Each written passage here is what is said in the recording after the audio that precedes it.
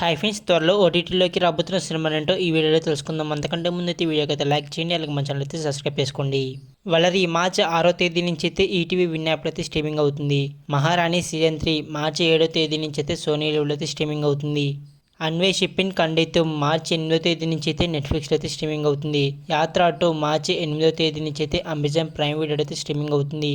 Hanuman movie team అయితే అఫీషియల్గా అయితే అనౌన్స్ చేయలేదు. అయితే సినీ వర్గాలు చెప్తున్న దాని ప్రకారం అయితే మార్చి 8వ తేదీ నుంచి అయితే G5 అయితే స్ట్రీమింగ్ అవుతుంది. మిక్సప్ మార్చి 15వ తేదీ నుంచి అయితే ఆహా యాప్లో అయితే స్ట్రీమింగ్ అవుతుంది.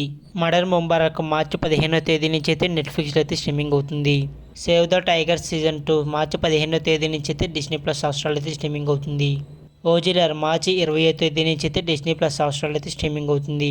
రోడ్ హౌస్ మార్చి 21వ తేదీ నుంచి అయితే అమెజాన్ ప్రైమ్ వీడియో అయితే స్ట్రీమింగ్ అవుతుంది.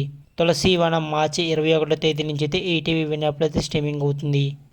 ఫైటర్ మార్చి 21వ తేదీ నుంచి అయితే నెట్ఫ్లిక్స్లో అయితే స్ట్రీమింగ్ అవుతుంది. ఇవన్నమాట త్వరలో ఓటీటీలోకి రాబోతున్న మూవీస్. వీడియో నచ్చితే లైక్ చేయండి, అలాగే ఇలాంటి అప్డేట్స్ కోసం అయితే మన ఛానల్ అయితే సబ్స్క్రైబ్ చేసుకోండి.